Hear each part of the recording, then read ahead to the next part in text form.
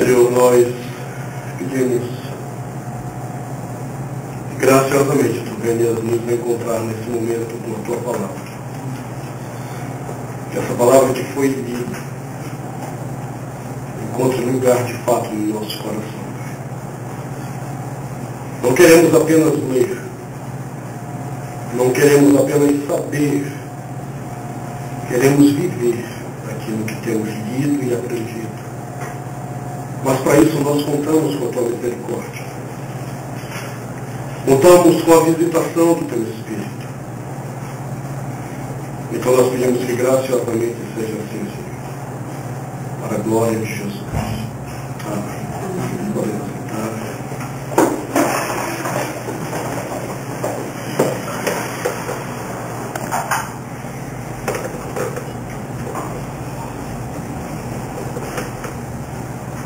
Eu tenho perseguido um alvo na minha vida pessoal. Eu aprendi desde cedo a debater problemas de uma forma muito incisiva, a debater situações de uma forma muito cheia de convicções. Isso tem conquistado para mim alguns títulos não muito agradáveis. Soberbo, grosseiro, bipolar. E quando eu compartilho um pouco da minha formação acadêmica, teológica, na área de linguística, eu só tive professor bruto. E eram os grandes professores que eu tinha. Então eles deixaram marcas muito profundas também. Minha formação já era assim, meu pai e minha mãe são pessoas firmes, de convicção. Então as pessoas às vezes não entendem essa questão de personalidade. Então eu tenho começado a olhar já há algum tempo para algumas outras referências. Ano passado, quando veio o professor Adalto Lourenço, eu disse umas 2 vezes para ele, disse, Adalto, um dia eu chego nessa tua capacidade de ser calmo. Eu já vi Adalto em debates acalorados com gente que queria desconstruir o que ele estava dizendo, e ele numa calma, numa tranquilidade, desarticulando os demais. Então isso se tornou uma referência para mim já há alguns anos.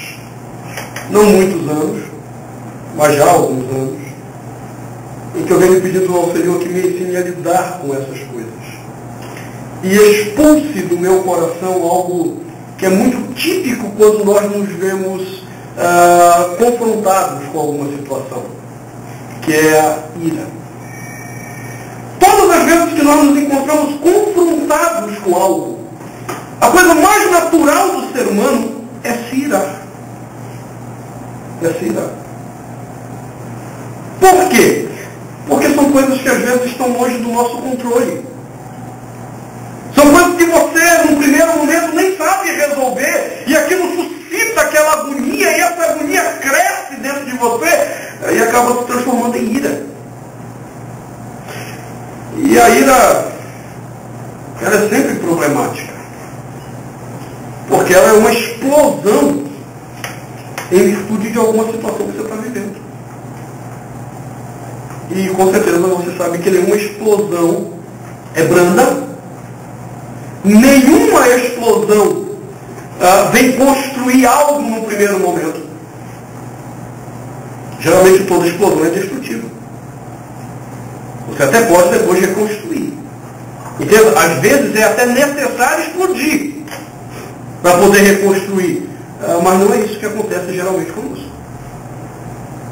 Quando nós estamos diante de situações que nós não sabemos resolver, quando nós olhamos para a nossa frente, o que nós temos são incertezas, a nossa reação natural é a ira. E é aí que muita gente se perde. E é isso que Tiago está discutindo. Toda quarta-feira nós estamos estudando esse texto de Tiago. E nós estamos num momento que para Tiago é muito complicado. Porque aqueles irmãos para quem ele está estava escrevendo originalmente, haviam perdido tudo. E não haviam perdido tudo por culpa sua, mas porque simplesmente decidiram crer em Jesus. E isso fez com que perdessem tudo. Tivessem que deixar tudo o que tinham. E Tiago, de uma forma pastoral, vem tentando aconselhá-los. E nós chegamos então no segundo ponto desse conselho de Tiago, que começa no versículo 16, onde Tiago tem a preocupação deles não saberem discernir as coisas que estão ao seu redor e serem enganados. O segundo conselho que Tiago começa dizendo: não vos enganeis. Então Tiago aponta para aquele de onde pode vir as bênçãos que aguardamos no momento da aflição, para que nós não olhemos para mais nada a não ser para o Senhor. E aponta ainda mais, dizendo: o que você pode esperar de bênção do Senhor? Aquilo que Ele já te deu. A regeneração, uma nova vida. O que passar disso é lucro. Mas nós não precisamos de mais nada na nossa vida do que a regeneração. Ela nos será suficiente. E aí Tiago diz: olha, vocês sabem essas coisas. Versículo 19, quando ele faz essa afirmação: sabeis essas coisas, meus amados irmãos, a ideia é essa: vocês sabem. Eu não preciso estar dizendo a vocês que o que há de melhor de Deus já aconteceu na sua vida. É muito diferente da música que as igrejas estão cantando por aí, dizendo que o melhor de Deus ainda está por vir. Então você não é convertido. Se o melhor de Deus ainda está por vir, você não é crente. Porque o melhor de Deus é sermos regenerados. É deixarmos uma vida de pecado, é deixarmos uma vida de escravidão ao pecado, a podridão do coração, para estarmos limpos diante de Deus. Isso é o melhor de Deus. Tiago diz: vocês sabem disso.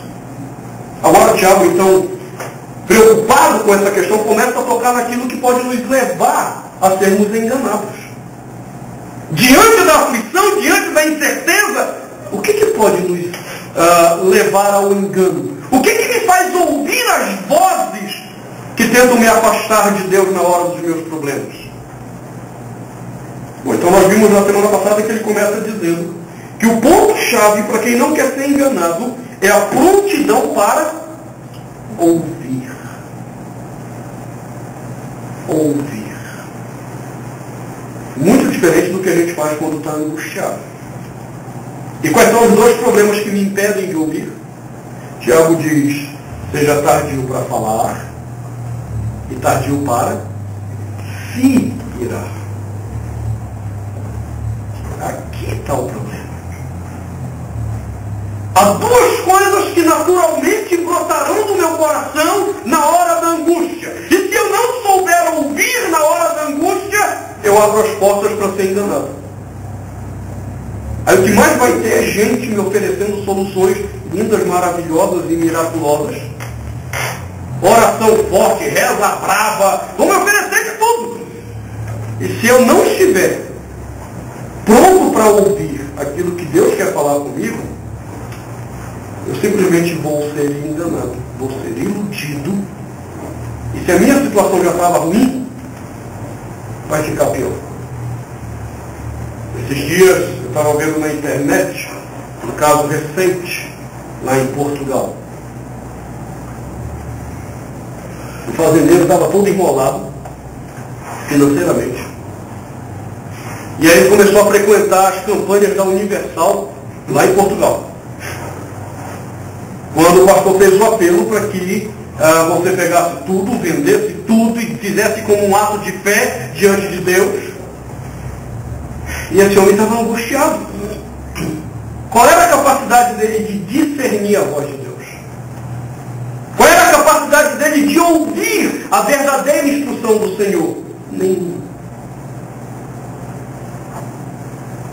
Ele pega, vai e vende uma parte dos seus equipamentos da fazenda e leva na fogueira santa de Israel de Portugal. O que aconteceu? Bom, depois de alguns meses a promessa não se cumpriu. Se esse homem endividado e lascado, agora ele estava duplamente endividado e lascado. E o desespero dele foi tal que ele pegou uma retroescavadeira lá da fazenda dele e invadiu o templo da igreja, quebrando parede e tudo. Qual foi o outro problema? Ira. Agora ele permitiu que a ira dominasse o seu coração. São duas coisas que vão andar juntas para te atrapalhar a discernir Deus, a voz de Deus, na hora das suas aflições. Primeiro, o falar demais. Quem fala demais não tem condições de ouvir Deus na sua história. Segundo, se irar. Quando você permite que as suas emoções controlem você, você perdeu toda a capacidade de discernir o que está acontecendo. E é aqui que Tiago vai bater nessa tecla. Ele diz, olha, se eu estou vivendo um momento difícil, eu tenho que colocar o pé no chão para não ser enganado. O que não vai faltar é gente tentando me enganar. Entenda. Não é gente de fora, é gente dentro da igreja. O que mais nós temos visto hoje são igrejas enganando pessoas. E usando a sua dor, usando a sua aflição para lhe enganar. É o que mais tem. Aí Tiago diz, não se ire. Não se ire. Seja tardio, demore, extremamente longânimo, para que você não se ire diante da aflição. Se a ira dominar você, foi embora toda a sua razão. Aí, para minha surpresa, o pastor Daniel até mencionou isso domingo, estava eu com minha esposa lá no Walmart no ano passado, não lembro que mês, setembro, outubro, alguma coisa assim. Quando eu vou entrando no supermercado, veio um homem todo vestido de camisa vermelha e escrito na camisa assim, meu nome é Revolta. Eu disse, que diabo é isso? Meu nome é Revolta. Aí estou eu lá, vendo televisão, pulando de canais, dou de cara com o pastor da Igreja Universal, na campanha da revolta. Meu nome é Revolta. Você percebe, isso é diferente do que a Bíblia diz. A hora da aflição não é a hora da revolta.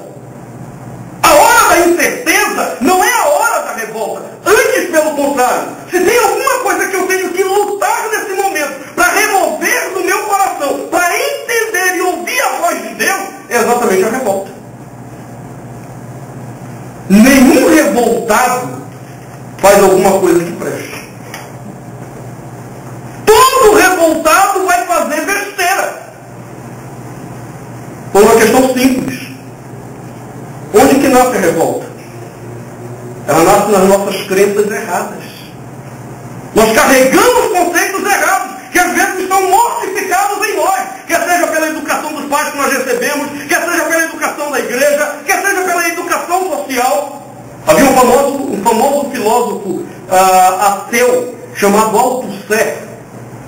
E esse homem foi revolucionário na década de 60 quando ele escreveu um livro chamado Mecanismos de Repressão Social, em que ele dizia, é necessário que existam mecanismos sociais para reprimir o homem.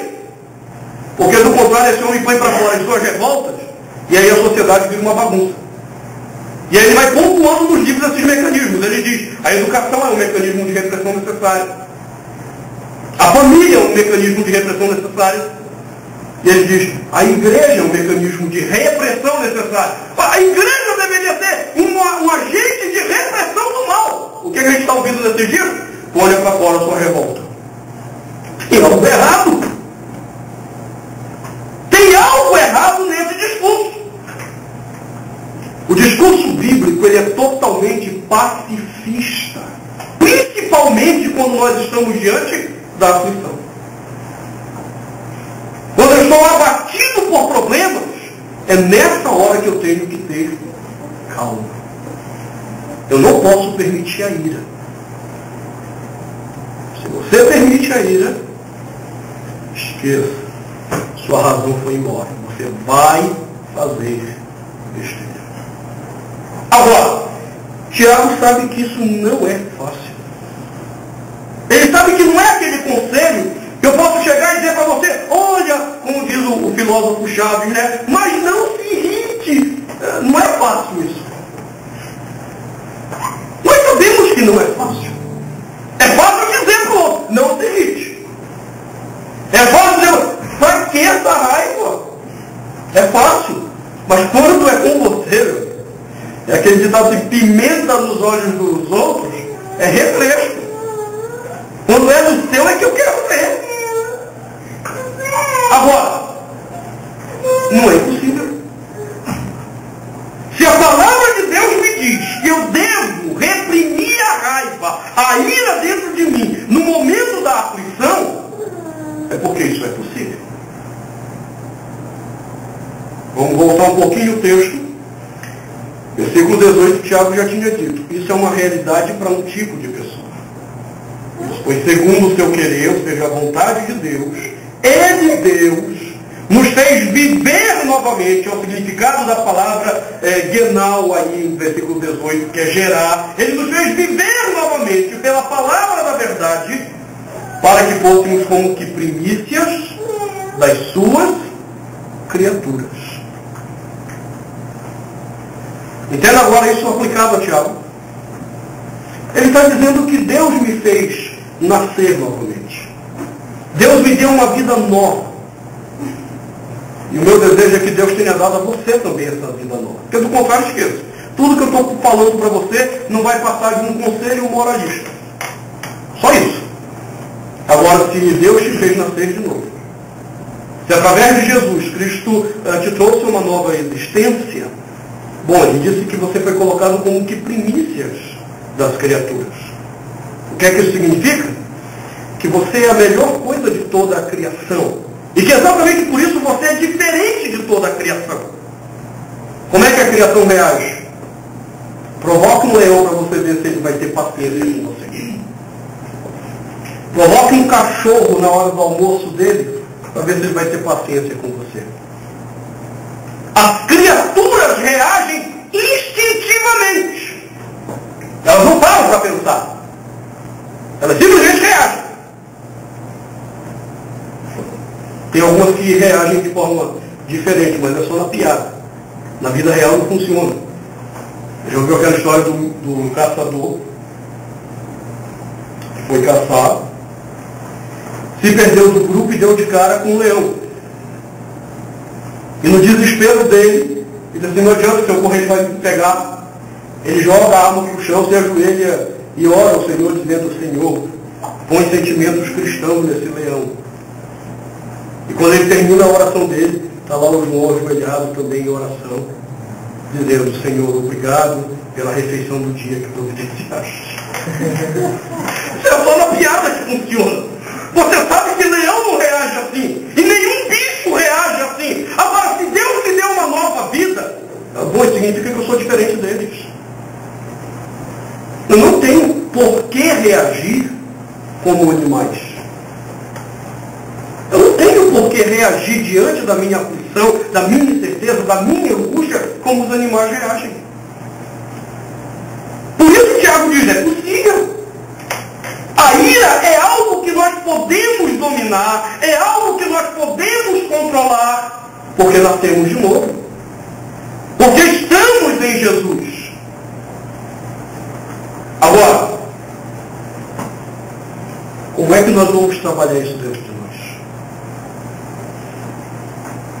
Como é que eu vou lidar com a ira que me leva ao pecado na hora da minha aflição? Tiago começa dizendo, versículo 20. Porque a ira do homem não produz a justiça de Deus. Tiago vai no eixo do problema. O que a ira traz por trás dela? Toda ira nasce de um sentimento de injustiça. um sentimento de injustiça. Tem algo lá atrás que eu digo, foram ingratos comigo. Tem uma canção que expressa bem esse pensamento, né? É aquele velho hino sagrado da Jovem Guarda. Eu sou rebelde, porque o mundo quis assim. Porque nunca me trataram com amor. Essa é a ideia. Eu estou irado, eu estou revoltado, porque existe uma injustiça por trás de mim. Então toda a ira tem essa ideia de que se ela se manifesta, ela vai trazer à luz a justiça que me foi roubada. Pronto, eu estou irado, eu estou revoltado. Então agora a justiça vai se manifestar. E chega assim no nível, e ai dela que não se manifeste. A impressão que eu tinha quando eu vi aquela campanha, meu nome é revolta, é que ai de Deus, que não faça a justiça. Eu pego Deus pelo pescoço e... É a impressão que eu tinha. Até porque eu já ouvi, já disse a vocês, da boca do próprio Edir Macedo isso. Quando você dá o dízimo, então você coloca como que uma faca no pescoço de Deus e obriga Deus a dar o que você quer. Eu ouvi isso da boca dele. Então, ai de Deus se não me der o que eu quero. Porque a justiça tem que se cumprir. O que Tiago está batendo? Quem te disse que a tua ira vai produzir alguma justiça? Quem te deu certeza de que a sua ira vai produzir justiça? Se você parar para pensar um pouco, a sua justiça na ira, ela vai exceder. Você vai além. E aí você se torna mais pecador do que aquele que te ofende. Uma coisa que o pessoal não entende direito quando lê o Antigo Testamento é a lei do talião. O que é que diz a lei do talião?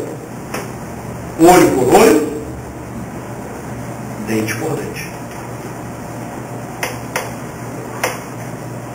Aí o pessoal, nossa, quanta violência. Não, não é. Se o meu olho foi ferido, a minha vingança, a minha ira só daria o direito de tirar o quê? O mesmo olho do outro que me feriu. Se ele quebrou meu dente, só daria o direito de quebrar na mesma medida o dente. É assim que a gente reage? Não. Se o cara fura o meu olho, dependendo de onde você esteja, se você for lá da minha terra, né, Paulo? A gente vai em casa, pega uma peixeira e vai te esquartejar. É assim que funciona. Produziu a justiça? Ou produziu mais injustiça na minha ira? Todas as vezes que você se revolta, todas as vezes que no momento da tua angústia você se revolta, a tua ira, se ela te controlar, ela vai produzir mais injustiça. Por isso o Tiago diz de cara, porque a ira do homem não produz a justiça de Deus. O que é que você está procurando quando você se sente ofendido, quando você está angustiado com uma situação? Você está em busca da tua justiça? Ou você está querendo entender qual é a justiça de Deus nesse processo todo? Aí você vai aprender a lidar com a sua ira.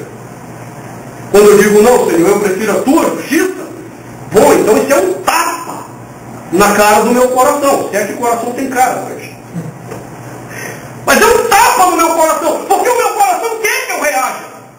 O meu coração quer que eu seja homem naquela hora. Isso vai produzir que é justiça. Entende? Isso para mim não é fácil. Eu venho de uma cultura onde nós temos que tomar a justiça na mão. E eu sou muito grato a Deus pela forma como Ele vem trabalhando há alguns anos essas questões da minha vida.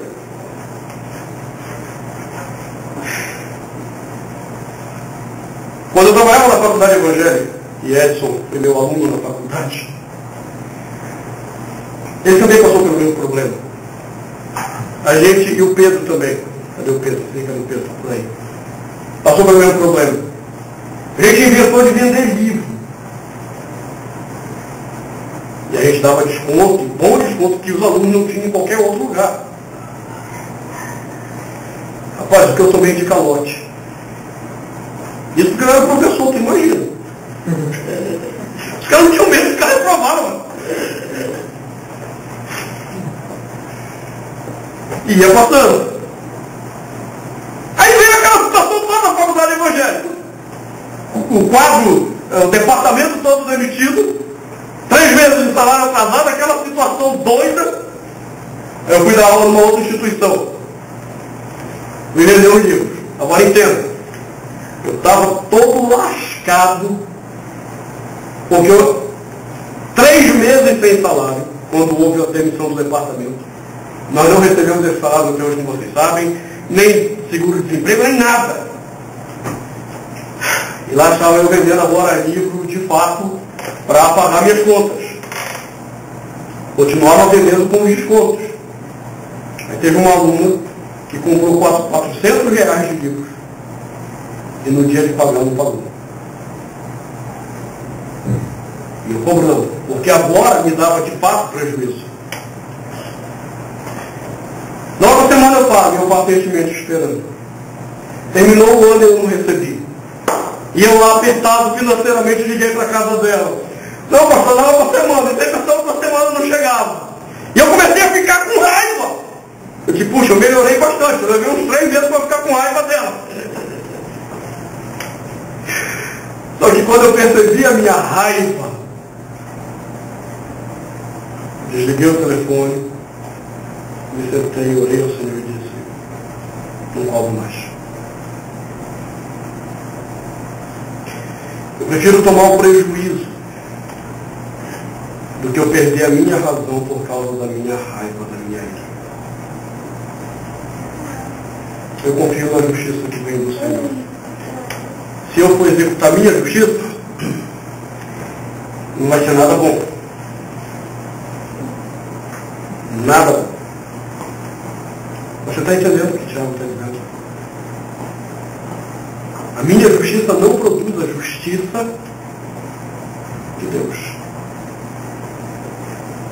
Então é melhor, às vezes, eu tomar o prejuízo e deixar o Senhor que julgue aquela causa, do que eu tomar aquela causa na minha mão. Você sabe o que é interessante? É que nem por isso eu passei fome, nem minha esposa passou fome, nem meu filho passou fome. Nós não passamos fome. Naquele momento, aquele dinheiro era um bom dinheiro para a gente. Mas Deus se agrada quando nós aprendemos a confiar nele. Deus se agrada. Bom, e essa tem sido a minha política nesse trânsito da faculdade hoje, dentro da CEBI. Tanto é que eu acabei me tornando até relaxado, isso eu já não aconselho vocês. Mas tem algum que pega livro, eu pago semana que vem, tá bom. Aí tem cara que chega, eu vim pagar aquele livro que eu estou devendo, eu não sei mais que livro é. Não é não, vamos lá, bem. Irmãos, às vezes, nós precisamos abrir mão da nossa justiça, para que a justiça de Deus se revele sobre nós. Isso é fácil. Mas para os que nasceram de novo, os que conheceram Jesus e têm na sua conversão o melhor dom de Deus, nada é melhor do que estar em paz. Nenhuma relação de conflito, nenhuma relação que venha da ira pode ser melhor do que estar em paz. Agora, como é que eu começo a entender isso? Primeiro, entendendo que a minha ira não vai produzir justiça de Deus. Ela só vai produzir a justiça do homem. E se for a justiça do homem, bom, ela é tão animal quanto a dos animais. Às vezes ela é até bestial. Porque você diz assim, rapaz, nenhum animal faria desse jeito.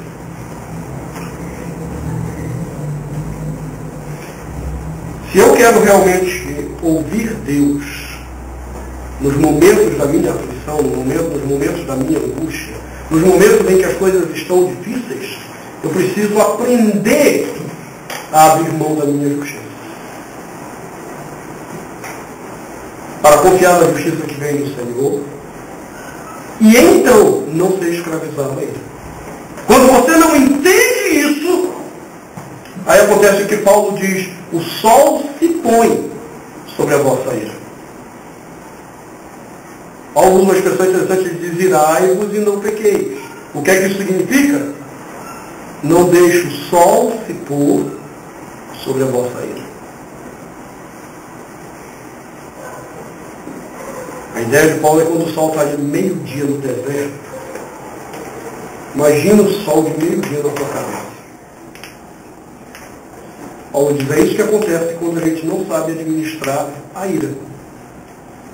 Eu vou ter sentimento? Vou. Isso significa que eu preciso ficar debaixo do sol para esquentar a cabeça mesmo e sair com raiva? Não.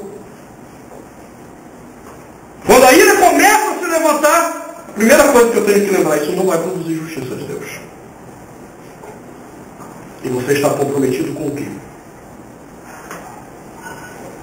Bom, se for com a sua justiça, pela justiça dos homens você também será julgado. Se for a justiça de Deus, ótimo, porque Deus é justo. Ele vai dar na medida certa aquilo que cabe a cada um. Por isso eu quero, nas minhas vidas, sempre dizer, fica quieto, coração. Não é coração minha esposa, né? Então eu chamo o Josi de coração e eu digo assim, fica quieto, coração, não deixa que eu estou mandando minha mulher ficar quieta. Não, não é isso. Eu tenho que falar para mim mesmo, meu coração se aquietar. Crer na justiça de Deus. Uma justiça que pode se manifestar nessa vida e que se não se manifestar nessa vida, com certeza vai se manifestar na hora da minha morte e também na hora da morte daquele que me ofendeu. Eu não preciso entrar em nada. Eu quero convidar você a orar sobre isso, a pensar sobre isso. Para que saibamos viver em paz, mesmo quando as coisas estiverem ruins do nosso lado. Para que saibamos viver em paz, mesmo quando as coisas não forem das melhores. Vamos orar? Pai, nós buscamos Tua presença nessa hora, mediante a Tua palavra. Pedimos que o Senhor nos conceda a graça de entendermos essa verdade, de entendermos a instrução da Tua palavra. Ajuda-nos a ter um coração sensível aos momentos que a ira se levanta sobre nós, para que saibamos nos despojar da ira, para nos colocarmos diante de Ti.